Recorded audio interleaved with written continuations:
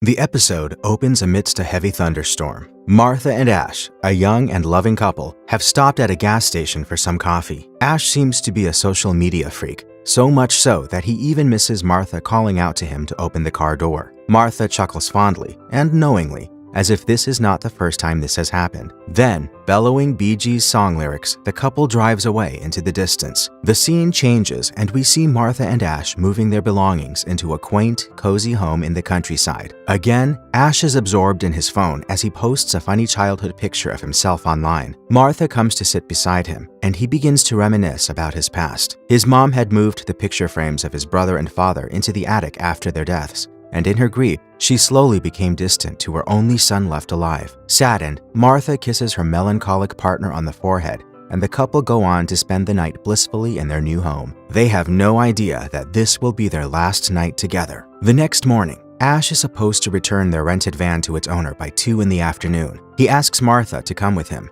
She, however, is unable to do so as she has a job as an illustrator, and a new assignment needs to be submitted by the end of the day. Ash leaves and Martha, peacefully unaware of what is about to happen, goes on about her day. The night grows darker and Ash still hasn't returned. Martha becomes worried as her calls repeatedly go to voicemail. Her distress skyrockets when the renting company says that the van hasn't been returned at all. While on the phone with her sister Naomi, Martha hears police sirens. Numbly, she walks towards the front door, and just as she catches the glimpse of the cops' faces, she knows her Ash is dead. Another cut. Martha arrives at the funeral where one of her friends, Sarah, starts to ramble about her own grievances. She goes on about how nothing felt real when Mark, someone dear to her, presumably her partner, passed away. The people didn't feel real, and whatever they spoke felt almost otherworldly, as if everything around her was surreal, incomprehensible. We witness that Martha is getting frustrated by this, and not a place to compare one's misery. But Sarah doesn't stop. She tells her about a service that helped her mourn Mark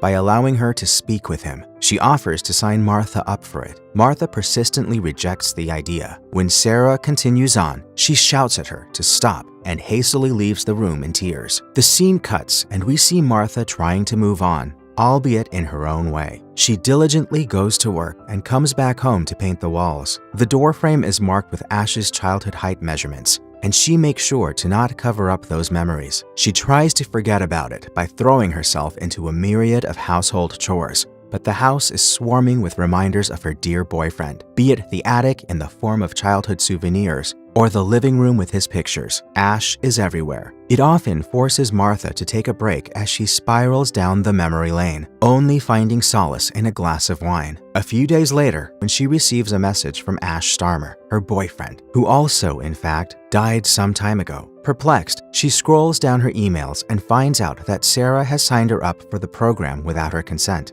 Furious, she rages at Sarah that it is sick for the system to use Ash's name when he's dead. Sarah explains that since Ash was so active online, the program will use all his public data to make a similar personality whom Martha can talk with. Still, Martha feels repulsed by the idea, feeling as if she is betraying Ash's memory. The next day, we see Martha sprinting to the bathroom. She throws up and panic fills her up. Anxious, she takes a pregnancy test. It comes up positive. She is with child. She calls her sister frantically, but Naomi can't hear her phone ring as she is busy with her own children. Hours seem to go by slowly when Martha, all on her lonesome, contacts the program Sarah signed her up for. By chatting with him through messages, she finds out that this virtual personality of Ash has the same witty humor that her Ash did. She becomes emotional, and it almost starts to feel like her dead love has returned to her. She tells him about her pregnancy, and they chat into the night. Martha has the urge to talk to Ash, to hear his voice again. She hadn't known that all those days ago, the amusing conversations she had with him about the rented van would be the last she'll hear of him. She uploads personal pictures and videos of him into the system's database so that the virtual personality can better replicate Ash's voice and mannerisms. She gets a call from the software and is moved when he sounds exactly like the real Ash. She fears she is going mad, but also starts to believe that she is talking to her deceased partner. Moving on, Martha is on a hike, talking to Ash and telling him all about their inside jokes and stories. For a moment,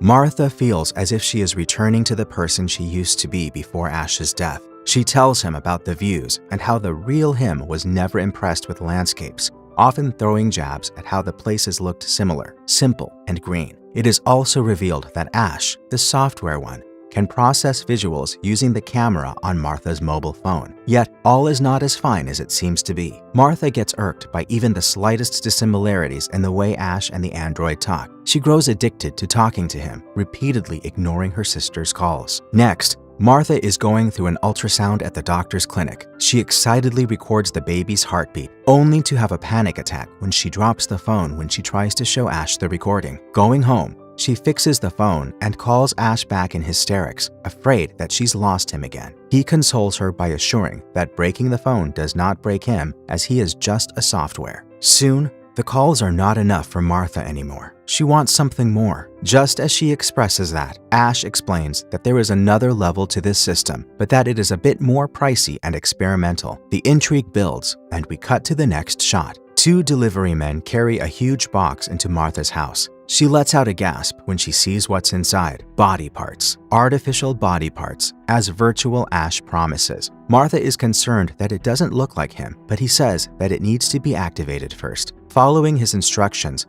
Martha submerges his body into her bathtub, along with some electrolytes. Virtual Ash disconnects the call, saying that he will upload himself into the body once it has finished the activation process. Some time has passed when Martha hears faint shuffling from the bathroom upstairs. She timidly moves towards the sound as it becomes louder and louder. Footsteps echo across the stairs. She stands still. There he is, her Ash in the flesh, with a concerning lack of clothes. He lets out a witty remark as Martha continues to gaze at him strangely. Martha's stress grows as she starts noticing the differences between the real and artificial Ash. The one in front of her doesn't need to eat or sleep. His skin is too smooth, and he always looks like the best version of Ash. He is even missing a mole on his collarbone, though it appears just as Martha points that out. Regardless of that, she begins sleeping with him. Martha is still trying to come to terms with the android Ash when Naomi arrives unannounced. She frantically asks Ash to hide in the bathroom as her sister invites herself in. The two of them end up hanging out for the whole day. Just when Naomi is about to leave, she says that she's happy that Martha is moving on because she saw men's clothing in the bathroom. Martha is distressed by this observation. She feels as if she is betraying her real partner by burdening herself with trying to love the artificial one. Now, the most minor of differences between the two versions almost seem like to be the size of mountains. That night,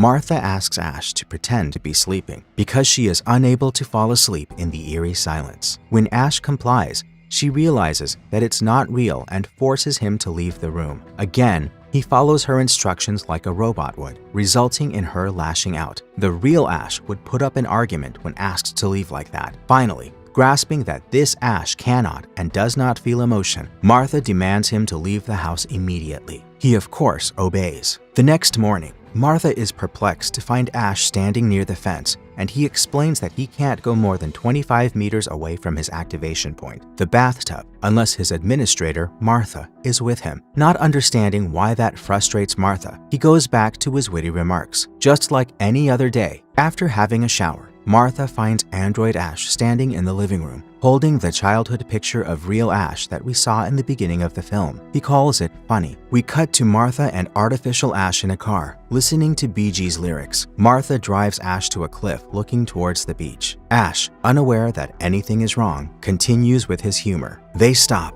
and Martha asks him to jump over. Her anger grows as she sees that Ash is ready to follow her instructions. She knows that a real person would have been scared. Finally, she lets out her thoughts. She rages that he is nothing but a cheap copy of what Ash was to the public, and he will never compare to him. As she asks him to jump again, he retaliates by crying, begging for his own life. Martha grows distraught by his response, mumbling that it's not fair again and again. In the next scene, it seems like we have skipped ahead a few years as Martha celebrates her daughter's birthday in the same house in the countryside. When the cake slices are being cut, her daughter asks for another slice to take upstairs. We then find out that artificial Ash has been living in the attic ever since the confrontation on the cliff, and he sees Martha's daughter every weekend. The little girl offers him cake and then sneakily says that she knows he does not eat. The episode ends with the daughter excitedly asking her mother to come up and hang out with her and Ash. Martha, meanwhile, is lost in thought after hearing Ash treating her daughter just as a father would. She listens to her daughter call down to her and joins them.